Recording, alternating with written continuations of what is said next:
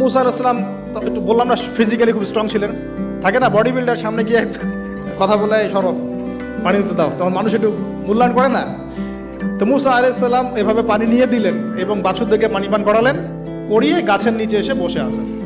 বসে বসে তিনি দোয়া করছেন, এই যে দোয়াটা তিনি দোয়া করছেন, রব্বি, একটা নেক কাজ করলেন, নেক কাজ করলেন না, মানুষের উপকার করলেন, নেক কাজ করে এসে গাছের নিচে বসে দোয়া করছেন, আল্লাহ এখানে তো আমার খাবার পানি বাসস্থান কিছুই নাই, আমি কি করব?